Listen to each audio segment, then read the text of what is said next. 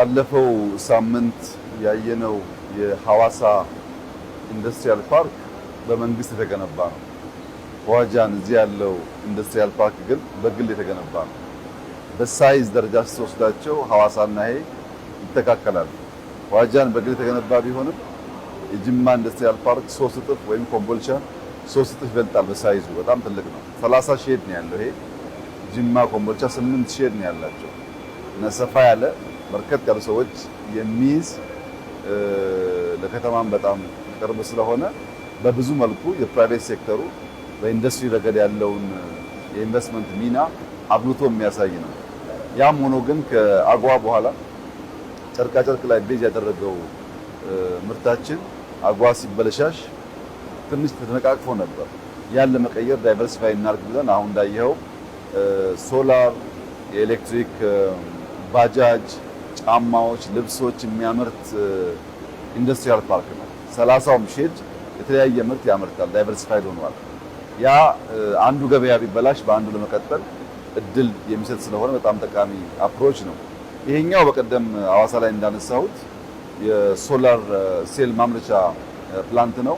ስሙ ጎበዝ ይባላል። የፋብሪካው ስም ዋጃን ውስጥ ያለ ፋብሪካ ነው። አሁን የሚያመርቱት 2 ጊጋዋት ነው። ሁለት ተጨማሪው ፌስ 2 ደግሞ 2 ጊጋዋት በቅርቡ ይጀምራል። በሚቀጥለው ዓመት እሱም ያልቃል።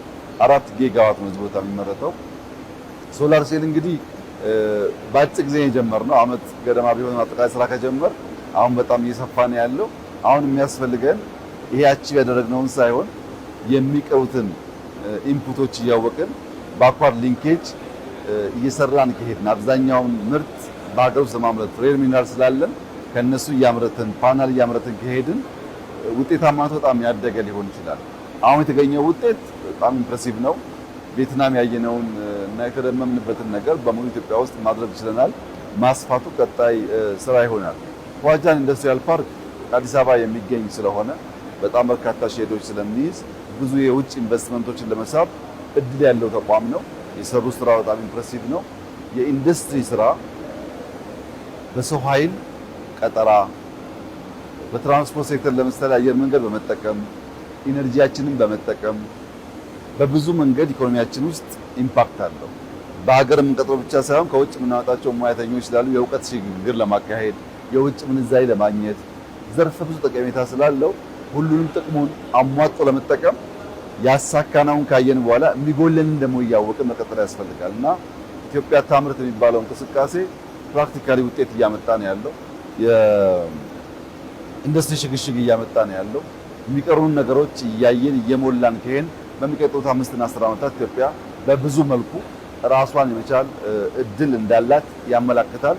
በርተን ከሰራን ጀምረን ነክሰን ከጨረስን መጀመር ብቻ አይደለም፣ ነክሰን ከጨረስን መጨረስ ብቻ አይደለም፣ ክፍተት እያዩ መሙላት ከጀመርን የማይቋረጥ ተከታታይ እድገት ስለሚያመጣ የምናስበው ውጤት ሊያመጣ ይችላል የሚል እምነት አለኝ። በጣም ጥሩ ስራ ነው። በአጭር ጊዜ ውስጥ ያገኘነው ውጤት ነው።